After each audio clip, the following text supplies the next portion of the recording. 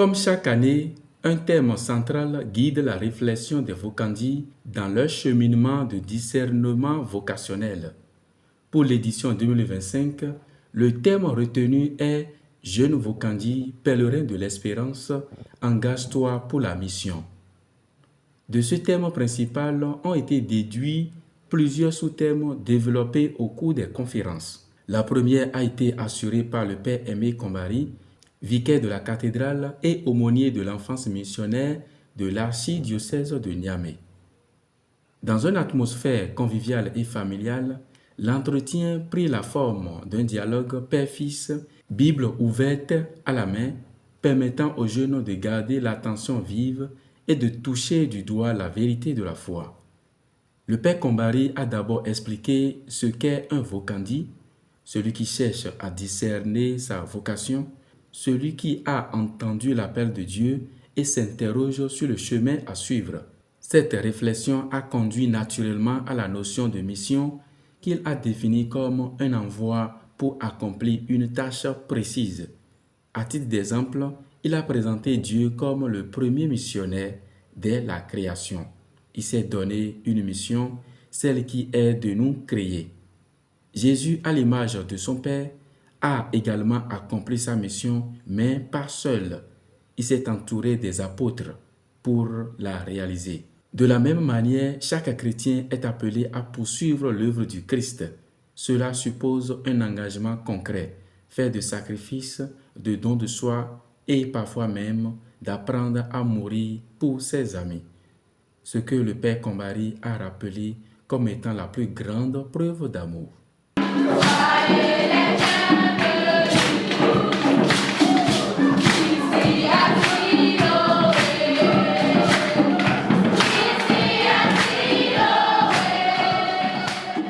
La deuxième activité de cette seconde journée du camp des Vocandis a été marquée par le témoignage du père Michel Ouoba Oliga, jeune prêtre ordonné le 5 juillet 2025 à la cathédrale de Niamey.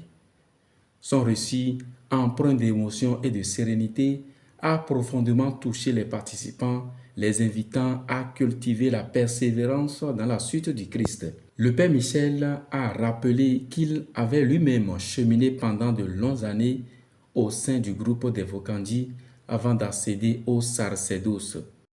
Donc, cette intégration m'a permis aussi donc, de mûrir davantage ma vocation. Pour la nécessité donc, des groupes de vocation, il faut toujours être dans ces groupes-là parce qu'on apprend et ça aide beaucoup à les récollections qu'on fait, tout ce qu'on fait, ça aide vraiment à nourrir notre désir. Fort de cette expérience, il a insisté sur l'importance d'appartenir à ce cadre qui aide les jeunes à discerner et à mûrir leur vocation, qu'elle soit sacerdotale ou religieuse. La journée s'est achevée dans une ambiance joyeuse et fraternelle, laissant les Vocandis dans l'attente impatiente de découvrir le programme du lendemain.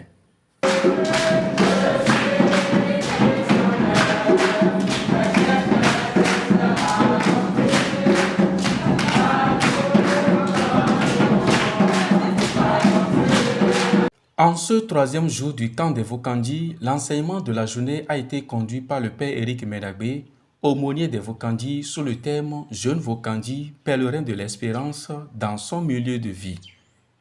Le modérateur était le frère Claude étant l'un des accompagnateurs. Soucieux de favoriser une participation active et une libre expression des jeunes, le prédicateur a opté pour une méthode de travail en carrefour. 5 groupes ont été constitués, chacun accompagné par des religieuses et des grands séminaristes. Les jeunes Vocandis ont été invités à réfléchir autour de 3 questions essentielles. Quels sont les problèmes auxquels vous êtes confrontés dans la vie et surtout dans votre cheminement vocationnel? Comment vous sentez-vous face à cela? Dans ces situations, avez-vous l'impression que Jésus vous soutient? Avec sincérité et une grande simplicité, les jeunes se sont exprimés librement, livrant des réponses touchantes, profondes et pleines d'espérance. Ces échanges ont permis à chacun d'écouter et de s'enrichir des expériences des autres. Après une pause stratégique, le père Éric a repris la parole en partageant une histoire riche en leçons avec les jeunes. Il a montré combien il est important de nommer les difficultés rencontrées dans le discernement vocationnel, car les taires pourraient entraîner des blessures intérieures et des troubles psychologiques. Il a ensuite exhorté les jeunes à garder toujours l'espérance malgré les obstacles, rappelant que Dieu nous appelle à être témoins de l'espérance dans le monde et auprès de ceux qui peinent à s'exprimer. Il a souligné que c'est précisément pour cette raison que le pape François a dédié l'année en cours à l'espérance. Enfin, il a invité chacun à cultiver dans sa prière l'esprit de patience et de confiance, car seul Dieu connaît le moment opportun pour exaucer les désirs profonds de notre cœur.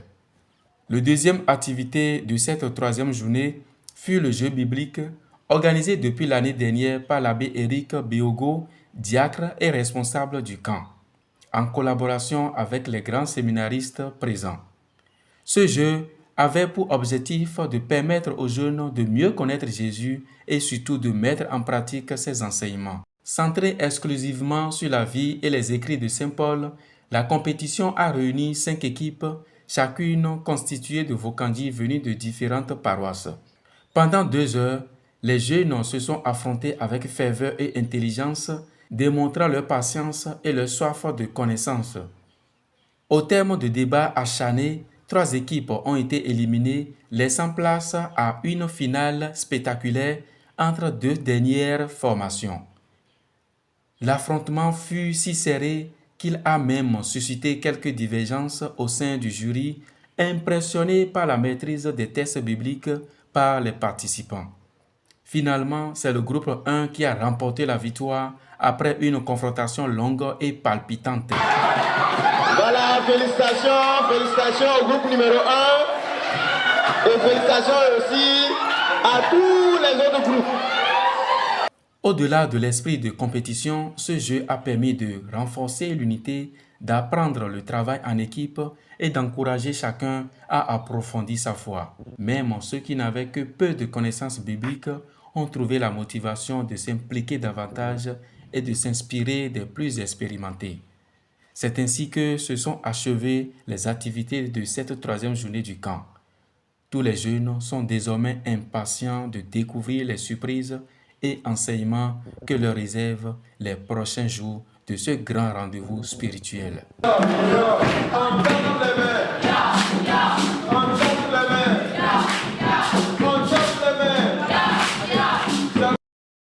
Dans le cadre des enseignements programmés pour le camp des Vocandis 2025, un entretien a été assuré par la sœur Véronique Kouetevi autour du thème « Jeune Vocandis, à l'exemple de Saint François Xavier, engage-toi pour la mission ». À travers la projection d'un film documentaire sur la vie de Saint François Xavier, la sœur a montré aux jeunes comment ce grand missionnaire, apôtre des humbles, a mis toute sa vie au service de Dieu et de l'Évangile. Son témoignage devient ainsi une source d'inspiration pour ceux qui discernent aujourd'hui leur vocation. Les enfants attentifs suivaient la projection cahier et stylo en main puisqu'ils disposaient de questionnaires à remplir lors des travaux en carrefour. Cette méthode pratique leur a permis de mieux comprendre et assimiler le message central du film. À la fin de la projection, la sœur Véronique a résumé avec eux les points essentiels à retenir. La mission chrétienne n'est pas seulement une activité, mais un témoignage vivant de Dieu, comme l'a incarné François Xavier tout au long de sa vie. Touchés par ce témoignage, les Vocandis ont exprimé avec émotion leur désir de s'engager résolument dans leur vocation sans découragement. Certains ont même pris la parole pour partager leurs impressions et exprimer leur détermination à marcher dans les pas du Christ, à l'exemple du grand missionnaire. Ce que je retiens, c'est que Saint François Xavier est le plus grand missionnaire de l'histoire de l'Église. Quand il était né, il était jeune comme nous et il était ambitieux à réaliser des grandes choses. Mais le moment où l'appel était venu, c'est que malgré qu'il a un peu douté, il a dû sacrifier tout ce qu'il voulait devenir pour dire oui à l'appel de Dieu. Je remercie la sœur de nous avoir fait connaître l'histoire sur Saint François Xavier. On nous a montré que c'est par l'engagement dans les mouvements de l'Église que nous devons nous engager dans l'Église. La méthode du Père et de la Sœur d'aller en carrefour nous a permis de nous retrouver ensemble pour partager nos idées et que chacun puisse dire son opinion pour qu'on puisse mieux se connaître et trouver une bonne réponse. Je trouve cette méthode très bien.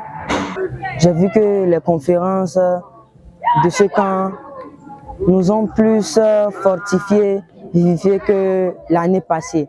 Nous avons bien compris c'est quoi l'espérance et l'espoir.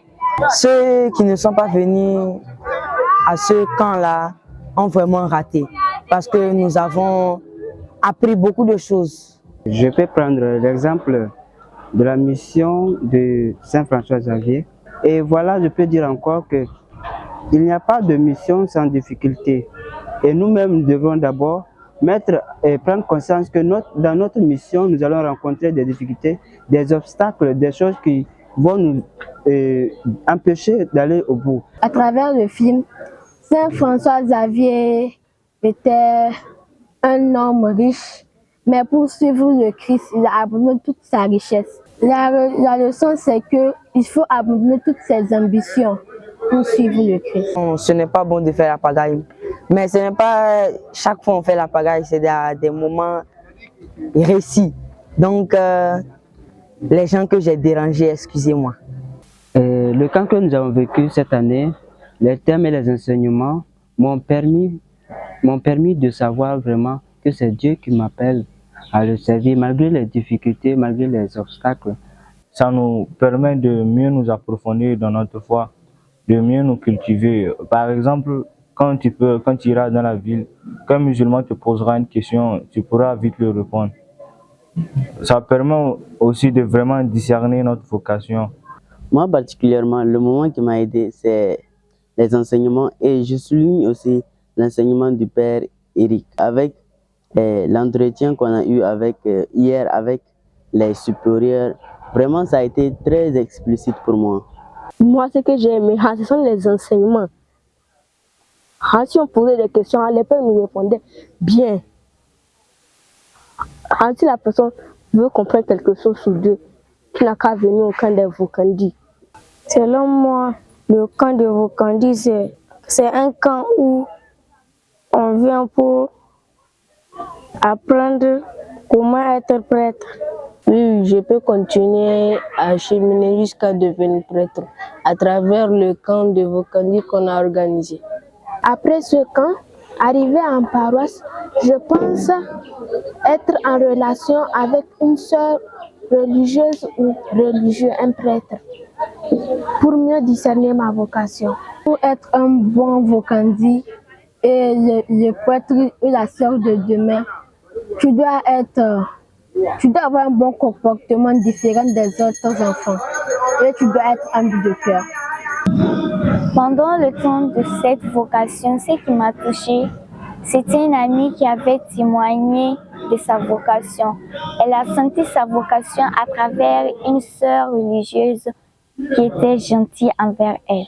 J'ai eu la vocation de vouloir devenir un prêtre et de devenir comme lui un jour.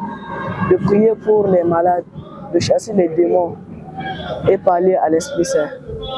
Donc ma vocation est née depuis ce jour-là. Et actuellement, je souhaite après mon brevet aller rejoindre le foyer Samuel et espérer un jour devenir un prêtre. Pour moi, le camp de Vokandi est très important pour chacun d'entre nous parce qu'il nous permet de discerner si notre vocation est réellement de devenir religieux ou religieux, si le Seigneur nous a vraiment appelés, si nous sommes vraiment appelés à être ce que le Seigneur veut qu'on soit. Bon, moi, je vais d'abord me chercher un accompagnateur spirituel parce que c'est très important pour qu'il puisse me conseiller à chaque étape, pour que je puisse vraiment me confier à quelqu'un lors des moments difficiles. Et je reviendrai par la grâce de Dieu, si Dieu me le permet, l'année prochaine. Après tous ces enseignements que nous avons eus, une fois en paroisse, ma prière serait vraiment de demander à Dieu de me soutenir dans ma vocation, malgré toutes les difficultés qui seront devant moi. Bon, moi particulièrement, j'ai beaucoup apprécié la vie en communauté ici. Parce que avoir plusieurs personnes quitter des endroits différents et venir se familiariser ainsi, ça éveille en moi quelque chose vraiment qui me pousse à vouloir découvrir plus la vie du sacerdoce. Et ce que je peux demander à Dieu, c'est qu'il m'éclaire et qu'il m'assiste durant ma vie, si je pourrais dire mon cheminement, afin que même si je ne vais pas sur le chemin du sacerdoce, au moins qu'il agit dans ma vie beaucoup et que ma vie ressemble à celui qu'on a vécu ici. Jeune Vocandi, pèlerin de l'espérance, engage-toi pour la mission. C'est le thème qui a guidé nos réflexions, nos échanges tout au long de ce temps que nous avons passé ensemble avec les Vocandi du diocèse. Je voudrais en premier lieu rendre grâce à Dieu avec ces jeunes pour ce temps passé ensemble. Tout à l'heure encore, beaucoup me disaient qu'ils n'ont pas envie de rentrer, tellement ils sont marqués par ce que nous avons vécu ensemble. Merci également aux curés, à toutes les paroisses qui nous ont soutenus, qui ont accepté que ces enfants viennent ici.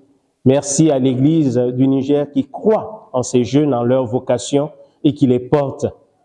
Merci enfin à tous les parents.